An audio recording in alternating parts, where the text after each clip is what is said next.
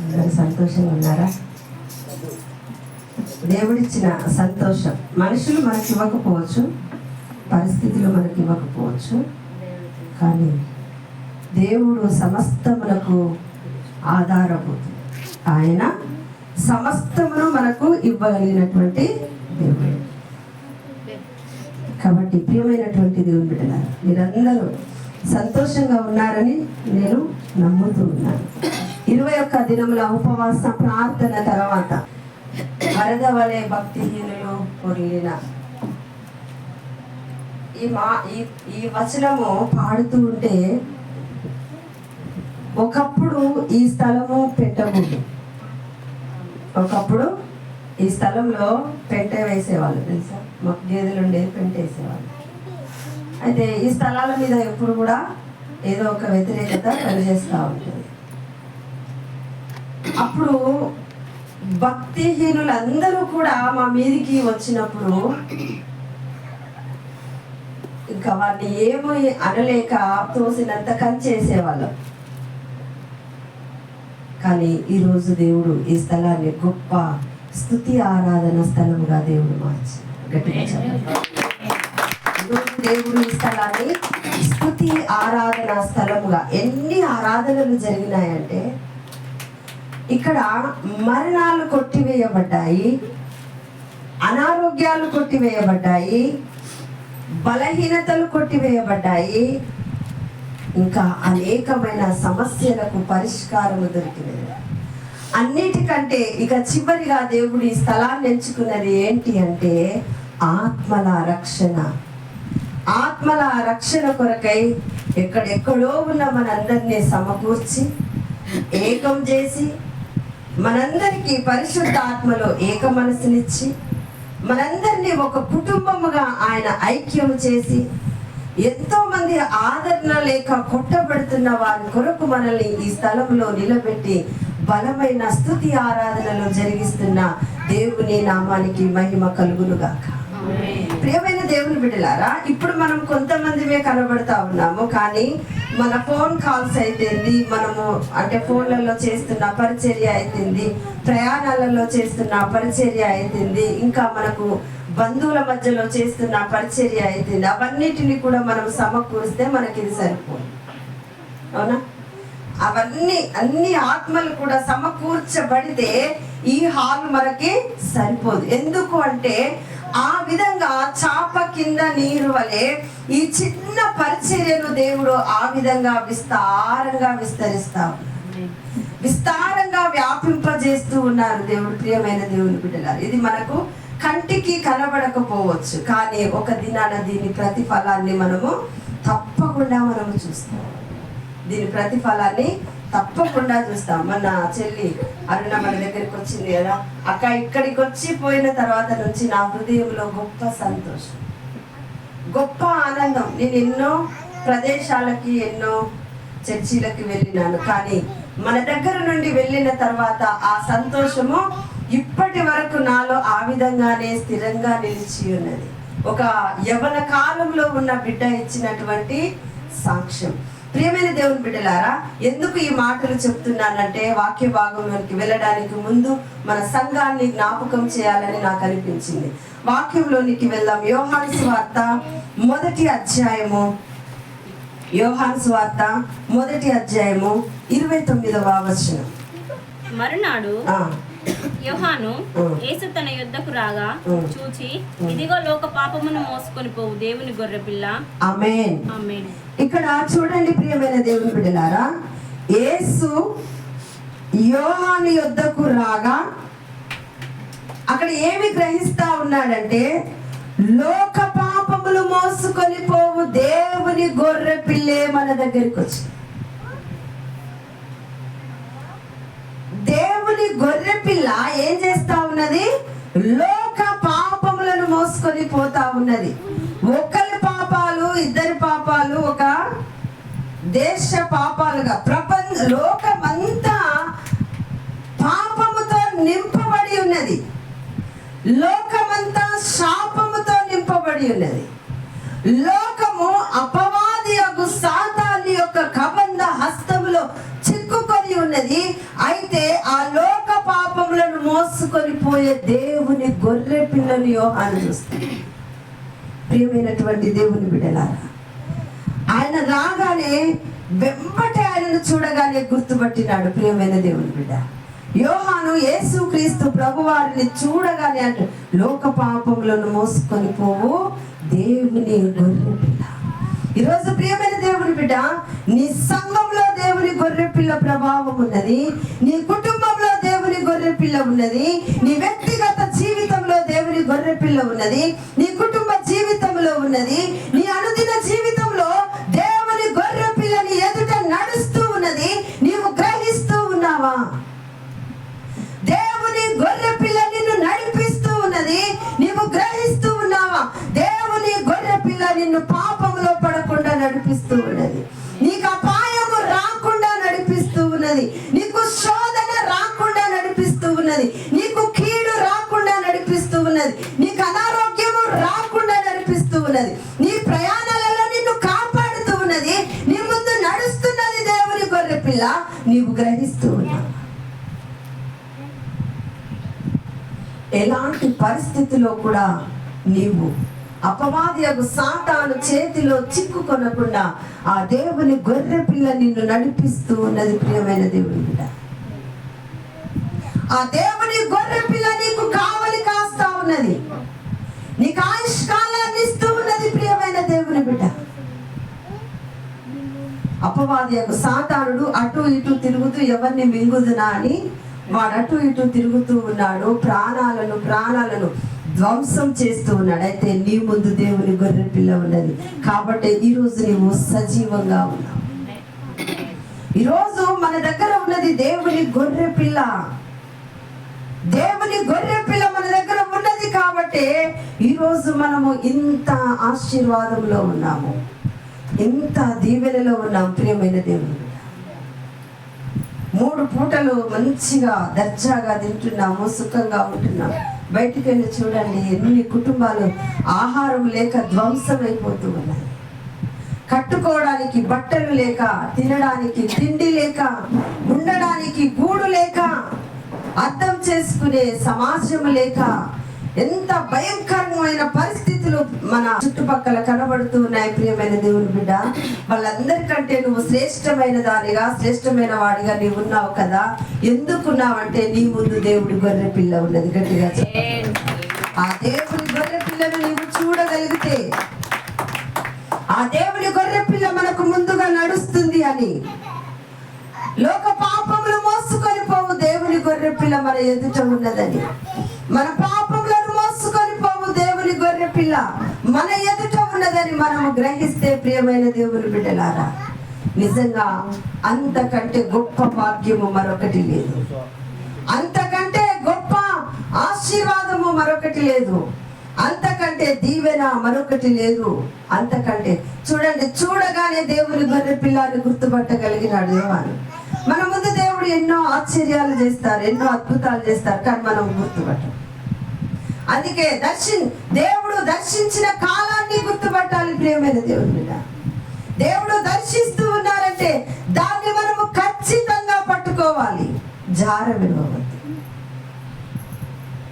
రాజీ పడవద్దు, ఆత్మలో పట్టుదల కలిగిన వారమై ఉండాలి, మెలకువ కలిగిన ప్రార్థనా జీవితము కలిగిన వారమై ఉండాలి, కన్నీటితో ప్రార్థించే ఆత్మ మనకు ఉండాలి, విసుకగా ప్రార్థించే ఆత్మ మనకు ఉండాలి. అప్పుడే మనము లోక పాపములు మోసుకొని పోవు దేవుని గొర్రె పిల్లను మనము చూడగలుగుతాము. యోహాను చూస్తా ఉన్నాడు, ఇదిగో లోక పాపములు మోసుకొని పోవు దేవుని గొర్రె పిల్ల అని చెప్తా ఉన్నాడు. ప్రియమైన దేవుని బిడ్డ, ఎన్నిసార్లు దేవుని ఆత్మ నీ ముందు నడిచిందో నీవు గ్రహించినావా? ఎన్నిసార్లు దేవుని ఆత్మ నిన్ను అపాయాల నుండి తప్పించిందో నీవు గ్రహించినావా? ఎన్నిసార్లు దేవుని ఆత్మ నిన్ను భయంకరమైనటువంటి పాప కూపంలో నుండి నిన్ను తప్పించినదో ఒక్కసారి నీవు గ్రహించినావా? ఈ రోజు నుంచి నీవు అనుకోవాలి, నా ముందు లోక పాపములు మోసుకొని పోవు దేవుని గొర్రె పిల్ల నడుస్తుంది.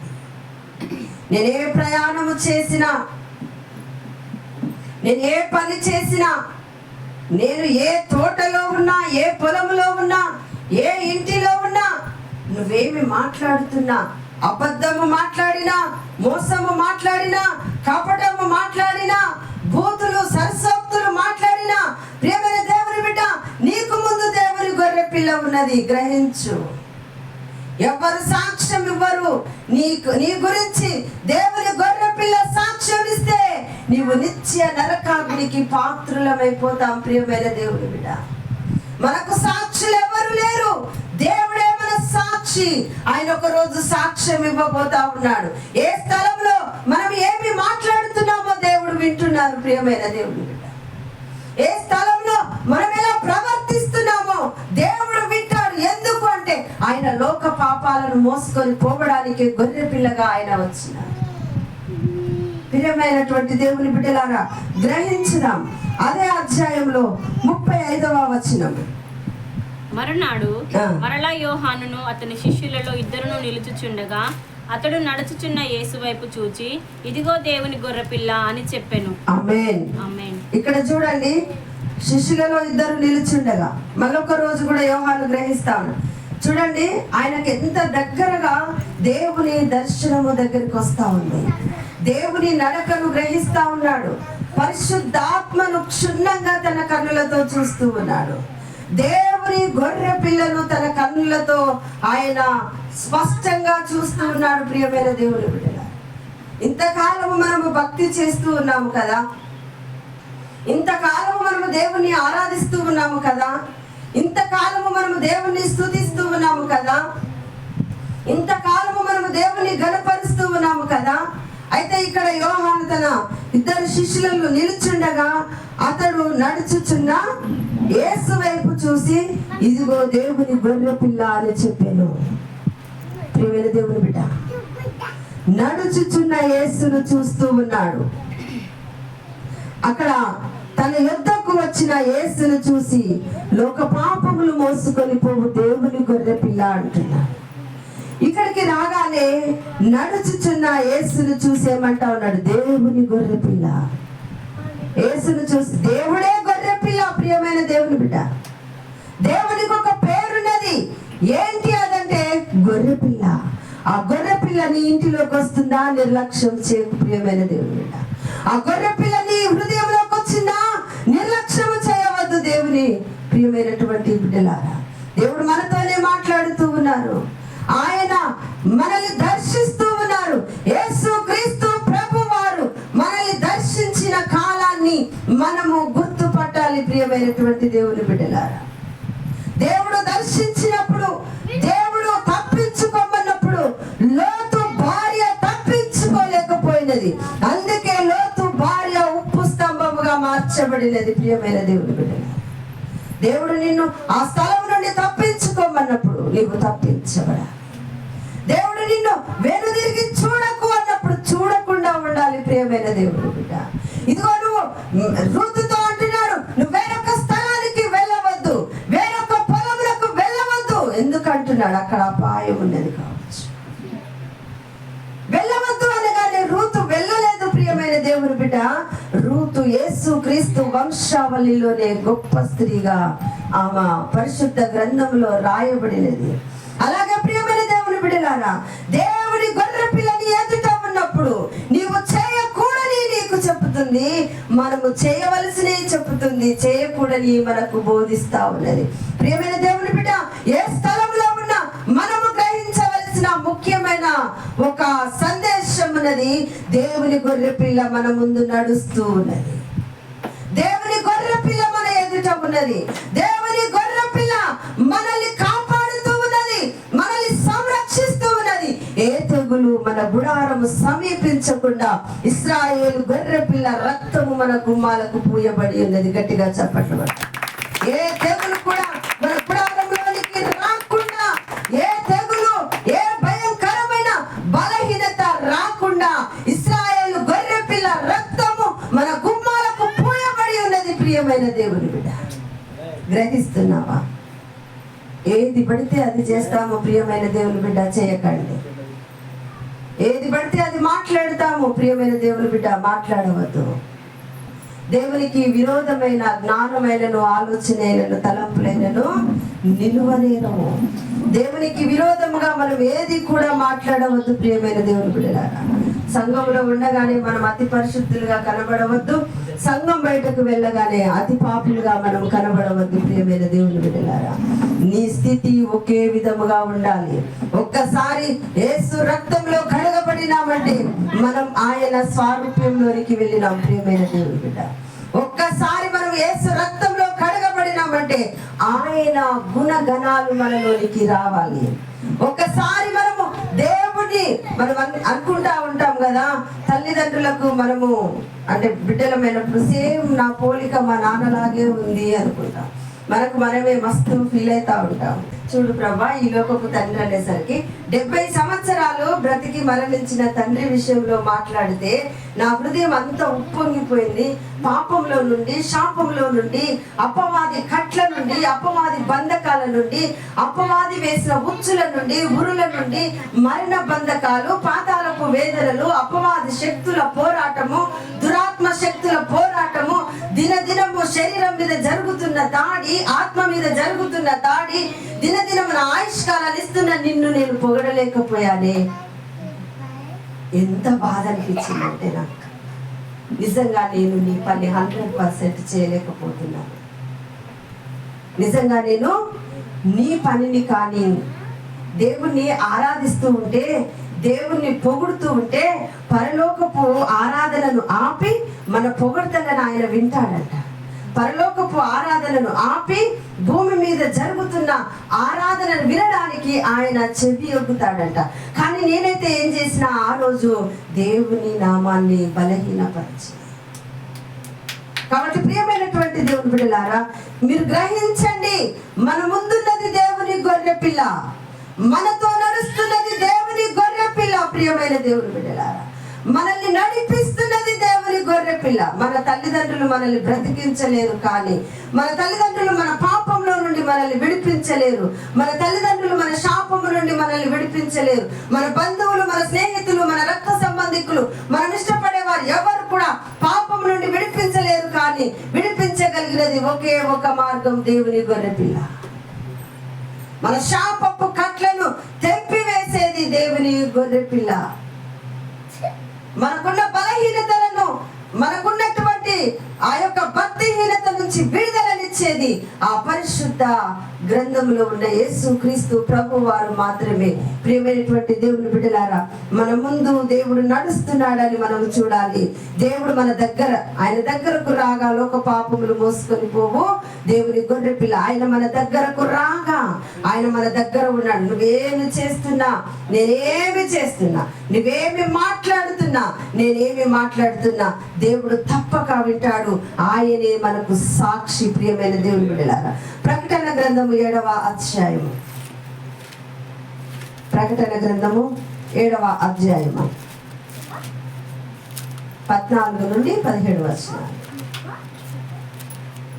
అందుకు నేను, అయ్యా నీకే తెలియననగా అతడు ఈలాగు నాతో చెప్పెను, వీరు మహాశ్రమల నుండి వచ్చిన వారు గొర్రెపిల్ల రక్తములో తమ వస్త్రములను ఉతుకుకొని వాటిని తెలుపు చేసుకొనిరి. అందువలన వారు దేవుని సింహాసనము ఎదుట ఉండి రాత్రింబగళ్ళు ఆయన ఆలయములో ఆయనను సేవించుచున్నారు.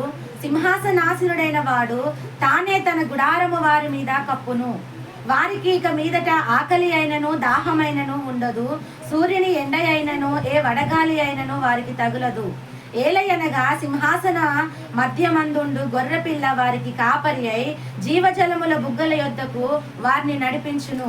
దేవుడే వారి కన్నుల నుండి ప్రతి బాష్ప బిందువును తుడిచివేయును. ఆమేన్.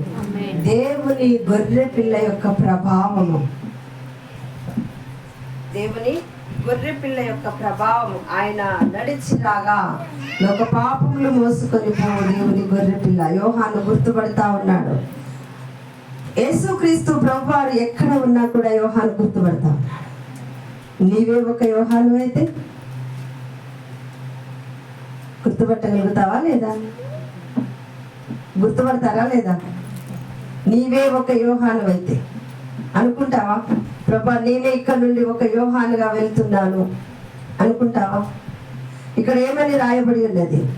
అందుకు నేను అయ్యా నీకే తెలియననగా, ప్రకటన గ్రంథం రాసింది ఎవరు? యోహానుగా. అయితే అయ్యా నీకే తెలియననగా అతడిలాగా నాతో చెప్పాను, వీరు మహాశ్రమల నుండి వచ్చిన వారు, వీరు మహాశ్రమల నుండి వచ్చిన వారు గొర్రెపిల్ల రక్తంలో తమ వస్త్రములను ఉదుకుకొని వాటిని తెలుపు చేసుకొనిరి. అందువలన వారు దేవుని సింహాసనము ఎదుట ఉండి రాత్రింబగళ్ళు ఆయన ఆలయంలో ఆయనను సేవించుచున్నారు. సింహాసనాసీనుడైన వాడు తానే తన గుడారము వారి మీద కప్పును. వారికి ఇక మీదట ఆకలి అయినను దాహమైనను ఉండదు. సూర్యుని ఎండ అయినను ఏ వడగాలి అయినను వారికి తగలదు. ఏలయనగా సింహాసన మధ్యమందుండు గొర్రె పిల్ల వారికి కాపరి అయి జీవ జలముల బుగ్గ యొద్దకు వారిని నడిపించును. దేవుడే వారి కన్నుల నుండి ప్రతి బాష్ప బిందువును తుడిచివేయు. ఇప్పుడు ఆ గొర్రె పిల్ల ఎవరు? ఆ గొర్రె పిల్ల ఎవరు? ఆ గొర్రె పిల్ల వారికి కాపరి. ఇప్పుడు ఈ సంఘానికి కాపరి ఎవరు? సంఘానికి కాపరి ఎవరు? ఆ దేవుడే. ఆ గొర్రె పిల్లే ఈ సంఘానికి కాపరి. నీ కుటుంబానికి కాపరి ఎవరు? ఆ గొర్రె పిల్ల. నీ వ్యక్తిగత జీవితానికి కాపరి ఎవరు? ఆ గొర్రె పిల్లే. నీ ముందు నడుస్తున్నది ఎవరు? దేవుని గొర్రె పిల్ల. నీ ప్రతి స్థలంలో, నీ ప్రతి అడుగులో నిన్ను కాపాడుతున్నది ఎవరు? ఆ గొర్రె పిల్ల. నీ ప్రతి బాష్ప బిందువును తుడిచివేసేది ఎవరు? దేవుని గొర్రె పిల్ల. అయితే ఇప్పుడు దేవుని గొర్రె పిల్ల రక్తంలో బట్టలు ఉతుక్కున్నారు. వాళ్ళు ఎక్కడి నుండి వచ్చినారు? మరి ఇప్పుడు శ్రమలు వస్తే తట్టుకుందామా వద్దా చెప్పండి. ఇప్పుడు శ్రమలు వస్తాయా రావా చెప్పాలి. శ్రమలు రాగానే పారిపోదామా? శ్రమలు రాగానే పరిగెత్తుదాం. బామ్మో ఈ సంఘంలో మస్తు శ్రమలు ఉన్నాయి, ఇక వండనే ఉండదు అనుకుంటారా? ఇప్పుడు ఏం రాయబడినది? ఆ గొర్రె పిల్ల వారికి కాపరి. ఇప్పుడు వీళ్ళు ఎక్కడి నుండి, ఈ సంఘం ఎక్కడి నుండి వచ్చింది? మహాశ్రమల నుండి వచ్చి గొర్రె పిల్ల రక్తంలో వారి బట్టలు ఉతుక్కున్నారు. అందుకే వారి బట్టలు తెల్లని వస్త్రాలు. ఈ తెల్లని వస్త్రాలు ఎక్కడివి? శ్రమల నుండి వచ్చి గొర్రె పిల్ల రక్తంలో వారి బట్టలను ఉతుక్కున్నారు. ప్రియమైన దేవుని బిడ్డ, మన అంతరంగంలో ఉన్న క్రియలు, మన అంతరంగంలో ఉన్న పాపములు యేసు రక్తంలో కడగబడాలి. ప్రియమైన దేవుని బిడ్డ, మన అంతరంగంలో ఏ పాపమైతే మనల్ని పీడిస్తూ ఉందో, ఏ పాపమైతే మనల్ని బలహీన పరుస్తూ ఉందో, ఏ పాపమైతే మనల్ని భక్తిహీనతలోనికి తీసుకొని వెళుతుందో, ఆ పాపముతో మనము దేవుని దగ్గరికి వెళ్ళి ఆయన రక్తంలో మన హృదయము ఎప్పుడైతే కడుక్కుంటామో అప్పుడు మన హృదయము తెల్లని వస్త్రము వలె, నీ ముఖం ఎలా కనబడుతుంది?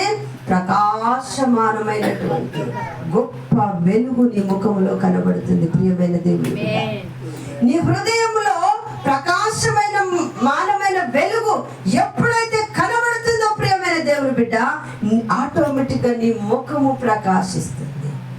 మోషే దేవునితో గడిపి వచ్చిన తర్వాత మోషే ముఖమును ఎవ్వరు చూడలేకపోయినారండి. అంత వెలుగు మోషే ముఖంలోనికి వచ్చింది. దేవునితో గడిపి వచ్చిన తర్వాత మోషే ముఖాన్ని చూడలేకపోయినారు. నీ ముఖాన్ని అందరూ చూస్తున్నారు, నీ ముఖాన్ని చూసి అందరూ తలాడిస్తున్నారు, నీ ముఖాన్ని చూసి పెదవులు విరుస్తున్నారు. ఈయన ఇంతేలే, ఈయన ఇంతేలే అంటున్నారంటే మనం దేవునితో సరి అయినటువంటి సహవాసము లేకుండా ఉన్నాం. మోషేను చూసిన వారు భయపడినారు. ప్రియమైన దేవుని, మోషే ముఖంలో వెలుగును చూసిన వారు ఆయన ముఖాన్ని చూడలేకపోయినారు. దేవునితో సహవాసము కలిగి మనముంటే ఆయన వెలుగు, ఆయన ప్రసన్నత మన హృదయాన్ని కమ్ముకుంటుంది. ఆ వెలుగు మన ముఖములో నుండి ప్రజల మీదకి పడుతుంది. ఆ ప్రభావము ప్రజల మార్పుకు గురవుతుంది. ప్రియమైన దేవుని, అయితే ఇప్పుడు మనము గొర్రె పిల్ల రక్తంలో మన బట్టలు ఉతుక్కోవాలి. మన నీతి క్రియలు మురికి గుడ్డల వలె ఉన్నవి ప్రియమైన దేవుని బిడ్డ. మనమే అనుకుంటాము ఒకటి మార్గము వానికి నిర్దోషముగా కనబడును, కానీ యెహోవా హృదయములను పరిశోధించు. దేవుడు పరిశోధించినప్పుడు మన హృదయాన్ని ఆయనకు నీతికరంగా మన హృదయము కనబడాలి. మనకు నిర్దోషంగా కనబడడం కాదు, మనకు నీతిగా కనబడడం కాదు, మనకు యథార్థంగా కనబడడం కాదు ప్రియమైన దేవుని బిడ్డ. దేవుడు మనల్ని చూసినప్పుడు మన హృదయము నిర్దోషమైనదిగా కనబడినప్పుడు ఆయనే మన కన్నుల నుండి ప్రతి బాష్ప బిందువును తుడిచి, ఆయనే మన కన్నుల నుండి ప్రతి బాష్ప బిందువును తుడిచివేసి ఆయన మనల్ని ఉన్నతమైనటువంటి కృపలో నిలబెడతారు ప్రియమైన దేవుని బిడ్డ. అయితే మన అంతరంగము మురికి గుడ్డల వలె ఉన్నది. దేవుడే మనకు కాపరి అయి ఉండాలంటే, ఆ గొర్రె పిల్లే మనకు కాపరి అయి ఉండాలంటే మన అంతరంగాన్ని మనం ఎక్కడ ఉతుక్కోవాలి? గొర్రె పిల్ల రక్తంలో ఉతుక్కోవాలి. ఏమని రాయబడింది చదవండి. గొర్రె పిల్ల రక్తంలో తమ వస్త్రములను ఉతుకుకొని వాటిని తెలుపు చేసుకున్నారు. ఎప్పటికప్పుడు మన ప్రవర్తన యేసు రక్తంతో కడగబడాలి ప్రియమైన దేవుని బిడ్డ. మనము నిర్దోషులమని చెప్పుకోవడానికి వీలు లేదు. మనము గొప్పవారమని, పరిశుద్ధులమని, నీతివంతులమని, యథార్థవంతులమని చెప్పుకోవడానికి వీలు లేదు ప్రియమైన దేవుని బిడ్డ. మనము గొర్రె పిల్ల రక్తంలో మన బట్టలను ఉతుక్కోవాలి, మన వస్త్రాలను ఉతుక్కోవాలి. ఎప్పుడైతే ఆ విధంగా మనము దినదినము దేవుని సన్నిధిలో ఆయన రక్తంలో కడగబడతామో ఆ గొర్రె పిల్ల మనకు కాపరి. అది మనల్ని ఎక్కడికి తీసుకెళ్తుంది? జీవజలముల బుగ్గ యొద్దకు తీసుకుని వెళ్తుంది. ఎక్కడ తీసుకెళ్తుంది? జీవజలముల బుగ్గల యొద్దకు మనల్ని నడిపిస్తా ఉంటది. దేవుడు మన ప్రతి బాష్ప బిందువును తుడిచి వేస్తాడు. ప్రియమైనటువంటి దేవుని బిడ్డలారా, ఇప్పుడు మనల్ని ఎవరు చూస్తూ ఉన్నారు చెప్పండి? ఇప్పుడు మనం ఎవరి దగ్గర ఉన్నాం? ఎలాంటి నడక నడుస్తున్నాం? ఇప్పుడు నడవండిగా. నిజంగా మీకు మంచి మనస్సాక్షి ఉంటే, పరిశుద్ధాత్మ మనస్సాక్షి మీకే ఉంటే, ఇక నుండి మీరు బూతులు మాట్లాడరు, అబద్ధాలు మాట్లాడము, మోసము మనలో ఉండదు, కపటము మనలో ఉండదు, వేషధారణ మనలో ఉండదు, భక్తిహీనత మనలో ఉండదు ప్రియమైన దేవుని బిడ్డ. ఎందుకు ఉండదంటే ఒక భయం మనలో ఉండాలి. మన ముందు గొర్రె పిల్ల ఉంది. గొర్రె పిల్ల రాక మనము చూస్తూ ఉన్నాం. మన వస్త్రములు గొర్రె పిల్ల రక్తంలో ఉతుక్కుంటున్నాం ప్రియమైన దేవుని బిడ్డ. మన నీతి క్రియలు మురికి గుడ్డల వలె ఉన్నవి. మన నీతి క్రియలు మురికి గుడ్డల వలె ఉన్నవి. వాటిని మనం ఎక్కడ కడుగుతున్నాం? గొర్రె పిల్ల రక్తంలో మనం కడుగుతున్నాం.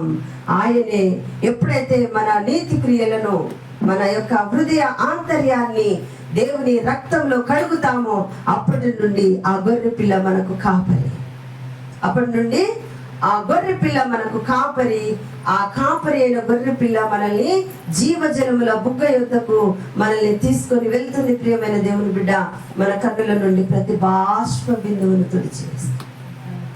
మన కన్నుల నుండి ప్రతి బాష్ప బిందువును కూడా ఆ గొర్రె పిల్ల తీసివేస్తూ ఉంది. ప్రియమైనటువంటి దేవుని బిడ్డలారా, ఇప్పుడు మనము గ్రహించవలసింది ఏంటంటే, మన ప్రతి అడుగులో గొర్రె పిల్ల మనతో ఉంది ప్రియమైన దేవుని బిడ్డ. మన ప్రతి అడుగులో గొర్రె పిల్ల మనతో ఉంది. మనం ఏ స్థలంలో ఉన్నా ఆ పరిశుద్ధమైన గొర్రె పిల్ల మనతో నడుస్తుంది ప్రియమైన దేవుని బిడ్డ. మనం అనుకుంటా ఉంటాం, ఇక్కడ మనం మాట్లాడుతూ ఉన్నాము, ప్రభు మనల్ని చూడట్లేదు అనుకుంటూ ఉంటాం. ప్రియమైన దేవుని బిడ్డ, మనకు సాక్షి ఎవరంటే పరిశుద్ధాత్మ దేవుడే సాక్షి. ఏ నరుడు మన గురించి నిజమైన సాక్ష్యముని ఇవ్వలేడు ప్రియమైన దేవుని బిడ్డ. ఇదిగో లోతు భార్యనంటా ఉన్నాడు, అమ్మా నువ్వు వెనుకకు తిరిగి చూడకు, ఎందుకంటే నువ్వు లోకమును ఆశిస్తూ ఉన్నావు. దేవుని దూత మాట వినకుండా వెనుక తిరిగి ఎప్పుడైతే లోతు భార్య వెనుకకు చూసినదో ప్రియమైన దేవుని బిడ్డ, ఆమె తన జీవితాన్ని కోల్పోయింది, ఉప్పు స్తంభముగా మార్చబడినది. గొర్రె పిల్ల ప్రభావాన్ని ఆమె చూడలేకపోయింది ప్రియమైన దేవుని బిడ్డ. నా ముందు గొర్రె పిల్ల నడుస్తుందని ఆమె చూడలేకపోయింది. ఈ రోజు మన ఆధ్యాత్మిక జీవితము, మన యొక్క కుటుంబ జీవితము ఏ విధంగా ఉంటున్నది ప్రియమైన దేవుని బిడ్డలారా? మనం అడుగు పెట్టిన ప్రతి స్థలంలో దేవుడు మనతో ఉంటాడు. మనం మాట్లాడుతున్న ప్రతి మాటను ఆయన వింటాడు. మనం మాట్లాడుతున్నాం,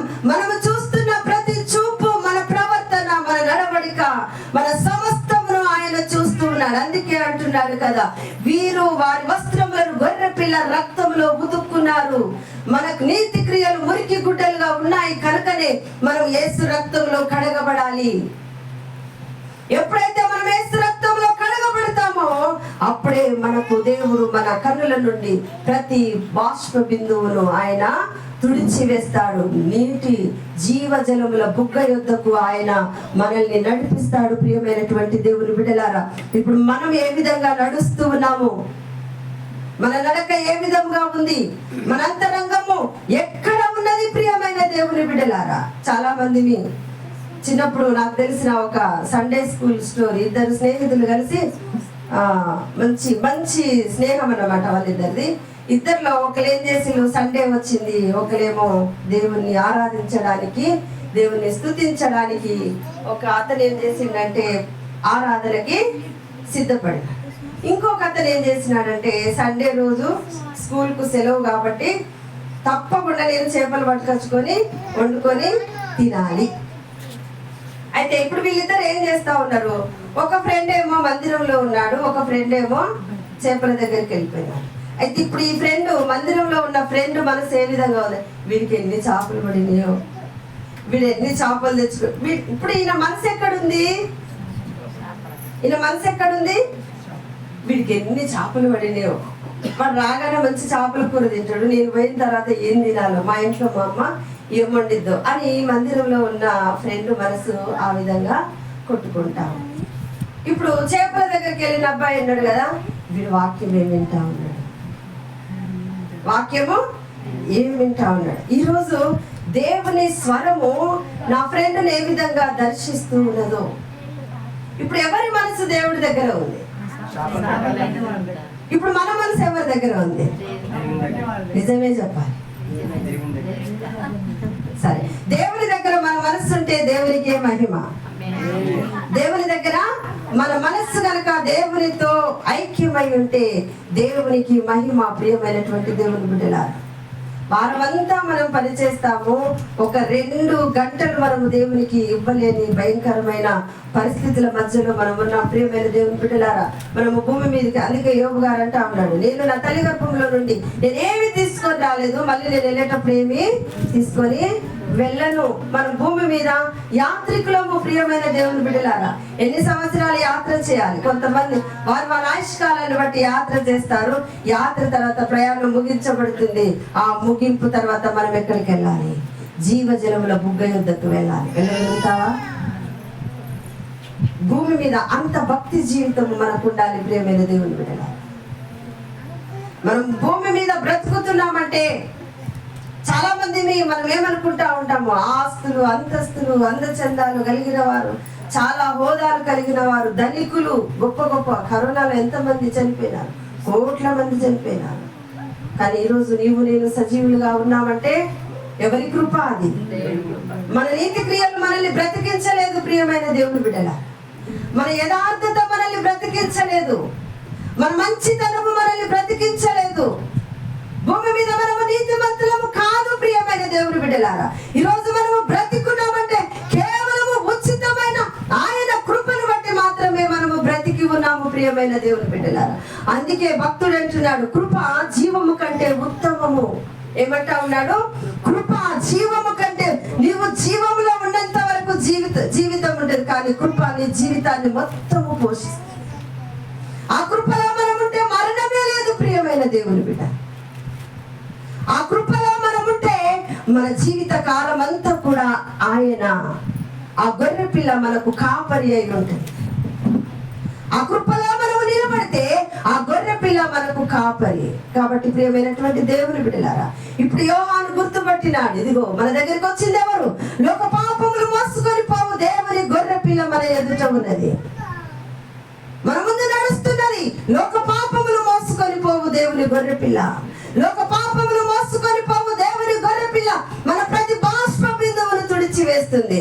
మన మురికి గుడ్డల లాంటి మన జీవితాన్ని, మన పాప క్రియలను ఆ యేసు రక్తంలో, ఆ గొర్రె పిల్ల రక్తంలో కడిగి మన వస్త్రాలను అవి నూతన పరిచి వాటిని తెల్లగా చేసి మన నీతి క్రియలను ఆయన నూతన పరిచి విడిచి ఆయన మనల్ని జీవజలంలో బుగ్గ యొద్దకు తీసుకొని వెళ్తాడు ప్రియమైన దేవుని బిడ్డ. అయితే ఈ లోకంలో మనల్ని ఆకర్షించే ప్రతి ఆకర్షణను విడిచిపెట్టాలి ప్రియమైనటువంటి దేవుని బిడ్డలారా.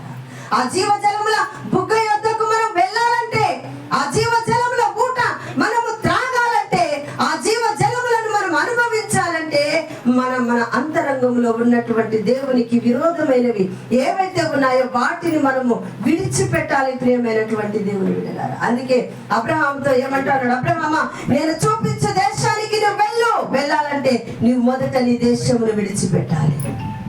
నీ తల్లిదండ్రులను విడిచిపెట్టు, నీ బంధువులను విడిచిపెట్టు, నేను చూపించు దేశానికి వెళ్ళు నీవన్నప్పుడు.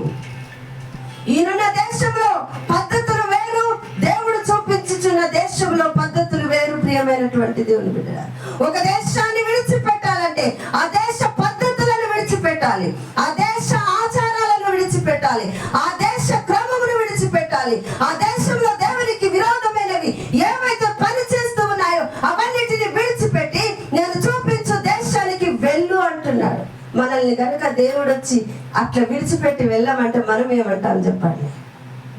ఒకవేళ దేవుడు వచ్చి ఇదిగో నేను నీకు చూపించు దేశానికి వెళ్ళు, నీ బంధువులను విడిచిపెట్టు, నీ ఇంటి వారిని విడిచిపెట్టు, నీ వాళ్ళందరినీ విడిచిపెట్టి నేను చూపించు దేశానికి వెళ్ళు అని అన్నారనుకో, ఇప్పుడు మనం ఏం చేస్తాం?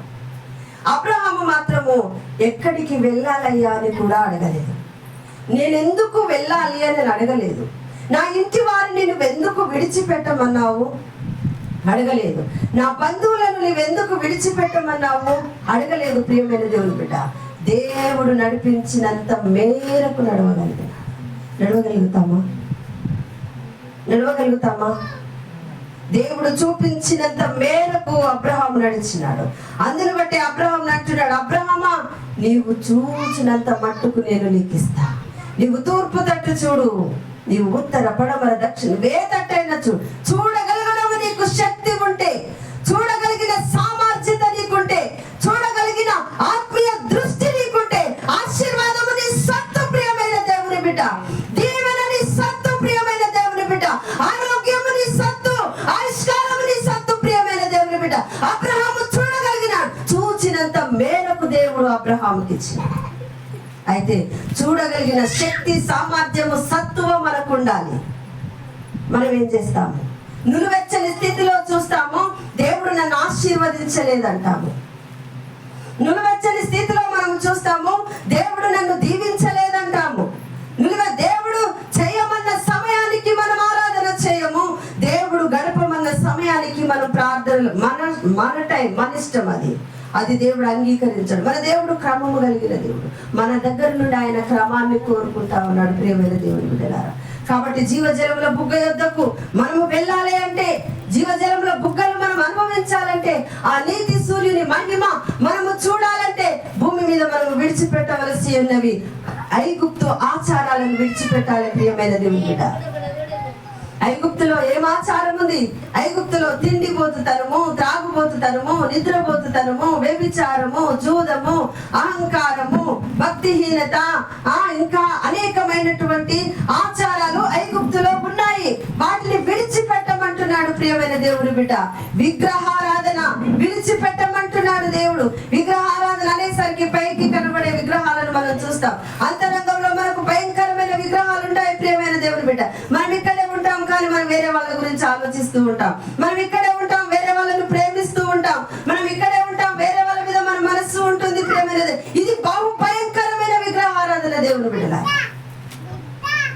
పూర్ణ మనస్సుతో, పూర్ణ ఆత్మతో, పూర్ణ బలముతో దేవుని ఆరాధించాలి. మన అంతరంగంలో ఉన్నది ఏకైక వ్యక్తి ప్రియమైనటువంటి దేవుని బిడ్డలారా, ఆయన యేసుక్రీస్తు ప్రభువై ఉన్నారు. ప్రియమైనటువంటి దేవుని బిడ్డలారా, భార్యాభర్తలు ఇద్దరిని నిలబెట్టి వారిరువురి మధ్యలో, అమ్మ నువ్వు అందరికంటే ఎక్కువ ఎవరిని ప్రేమిస్తావన్నప్పుడు మొదట నా దేవుణ్ణి ప్రేమిస్తా, తర్వాత నేను నా భర్తను ప్రేమిస్తా అంటే ఆ కుటుంబము చాలా ఆశీర్వాదంగా ఉంటుంది ప్రియమైన దేవుని బిడ్డ. ఆ కుటుంబము చాలా దీవెనకరంగా ఉంటుంది ప్రియమైన దేవుని బిడ్డ. ఎవరి కుటుంబము కాదు, నా కుటుంబం కూడా అలాంటిది. నా హృదయంలో కానీ ఏ రోజు కూడా నేను ప్రథమ స్థానము దేనికి ఇవ్వను. నేను ఎవ్వరు నన్ను ఎంత గాయం చేసినా అసలు నేను పట్టించుకోను ఫస్ట్. ఎందుకంటే నా గాయములు కట్టేది యేసుక్రీస్తు ప్రభువు. నన్ను నడిపించేది యేసుక్రీస్తు ప్రభు. నా ప్రయాణాలు ఎలా ఉంటాయి తెలుసా? నేను చాలా భయంకరమైన ఒంటరి ప్రయాణాలు చేస్తాను నేను. కానీ ఏ ప్రయాణంలో కూడా నేను భయపడను. ఎందుకంటే నా హృదయంలో ఉన్నది దేవుడు. ఒకవేళ నా హృదయంలో నేనే నా వారిని విగ్రహంగా పెట్టుకుంటే ఆత్మీయ ప్రయాణంలో ఒక్క అడుగు కూడా నేను ముందుకు వేయలేను. ప్రియమైనటువంటి దేవుని బిడ్డలారా, ఆత్మీయ ప్రయాణము సాగాలి అంటే మొట్టమొదట మన హృదయంలో ఉండవలసింది యేసుక్రీస్తు ప్రభు వారే. అబ్రహామును చూడండి, ఒక్కగాను ఒక్క కుమారుడైన ఇస్సాకును నాకు బలివ్వు అనగానే అబ్రహాం ఏం చేస్తా ఉన్నాడు? అయ్యా నీ మాటకు నేను లోబడతాను. మోరియా కొండ మీదికి ఆ ముసలి కన్నులతో ఆ ముసలి దేహముతో కొండ నెక్కుతూ ఆ కుమారుని ఒంటరిగా బలికి తీసుకొని వెళ్తున్నాడు. ప్రియమైన దేవుని బిడ్డ, నీవు ఆ విధంగా కనుక దేవుని దగ్గర సవాలుగా నిలబడితే ఆశీర్వాదం నీ సొత్తు, దీవెన నీ సొత్తు. దేవుడు నిన్ను అంగీకరిస్తాడు. స్వకీయ జనముగా దేవుడు తన కుడి పార్శ్వం మీద నిన్ను కూర్చోబెట్టుకుంటాడు. ప్రియమైన దేవుని బిడ్డ, అందుకే ఈ రోజు వరకు అబ్రహాము విశ్వాసులకు తండ్రి. అబ్రహాము విశ్వాసులకు తండ్రి. ఎందుకంటే పునాదులు కలిగిన ఆ పట్టణానికి అబ్రహాము తండ్రి ఎందుకైనాడు అంటే దేవుని మాటకు మించి వేరొకటి చేయలేదు. ప్రియమైన దేవుని బిడ్డలారా, 100 సంవత్సరాలకు కుమారుని ఇచ్చినాడు. నీవు నన్ను ఎక్కువ ప్రేమిస్తున్నావా, నీ కుమారుని ఎక్కువ ప్రేమిస్తున్నావా? అయితే ఒక పరీక్ష పెట్టినాడు. నీకు ఏకైక కుమారుడైనటువంటి ఇస్సాకును తీసుకుని వచ్చి మోరియా కొండ మీద బలివ్వమన్నాడు. ఆ కుమారుడు కూడా ఎంత విధేయతతో వెళ్ళినాడు. ప్రియమైన దేవుని బిడ్డ, నానా కట్టెలు పేరుస్తున్నావు, అగ్ని ఉన్నది, కట్టెలున్నాయి, కత్తి ఉన్నది, గొర్రెపిల్ల లేదని అడుగుతా ఉన్నాడు. అప్పుడు అబ్రహాం ఏమంటున్నాడు? నీవే అని చెప్పలే. ఏమంటున్నాడు? యెహోవా చూసుకోను. ఏమంటున్నాడు? యెహోవా చూసుకోను. ప్రియమైన దేవుని బిడ్డ, 90 సంవత్సరాలు నిండు వృద్ధాప్యంలో కుమారుని ఇచ్చినాడు. హృదయంలో నుండి తీసేయమంటున్నాడు. నిండు వృద్ధాప్యంలో కుమారుని ఇచ్చినాడు, హృదయంలో నుండి తీసివేయమన్నాడు. ఎప్పుడైతే ఆ బలిపీఠం మీద ఇస్సాకును పడుకోబెట్టి కత్తి లేపినాడు, అబ్రహామా ఏకైక కుమారుని నీవు నాకు ఇవ్వడానికి నీవు వెనుదీయలేదు కనుక ఇదిగో నిన్ను అనేక జనములకు తండ్రిగా చేస్తా. లేపు, బలిపీఠం మీద నుంచి ఇస్సాకును లేపు. ఇస్సాకు కుమారుగా పొదలో పొటేలు ఉన్నది, దాన్ని తీసుకొని వచ్చి బలివ్వమన్నాడు. గట్టిగా చెప్పండి. నీవు కనుక నీ హృదయాన్ని దేవునికి ఇస్తే, ప్రియమైన దేవుని బిడ్డ, నీవు కనుక నీ హృదయాన్ని దేవునికి బలిగా సజీవ యాగముగా దేవునికి సమర్పిస్తే ఆశీర్వాదము నీ సొత్తు. తరతరముల వరకు నీవు ఆశీర్వాదకరంగా ఉంటావు. తరతరముల వరకు నీవు దీవెనకరంగా ఉంటావు. తరతరముల వరకు ఆశీర్వాదానికి వారసులుగా నిన్ను పిలుస్తారు. ప్రియమైన దేవుని బిడ్డ, ఇవ్వగలుగుతావా? ఇవ్వగలిగిన సామర్థ్యము, శక్తి నీకుంటే నేనే అబ్రహామును, నేనే యోహానును, నేనే ఇస్సాకును. నేను నీవు చూపించినంత మేరకు చూడగలిగిన ఆత్మీయ దృష్టి నాకు ఇవ్వండి ప్రభాని ప్రార్థన చేసుకున్నాం. జీవజలముల బుగ్గ యుద్ధకు నన్ను నడిపించండి ప్రభాని ప్రార్థన చేసుకున్నాం. దేవుడి మాటలు మన వెనుకడిలో దీవించి ఆశీర్వదించి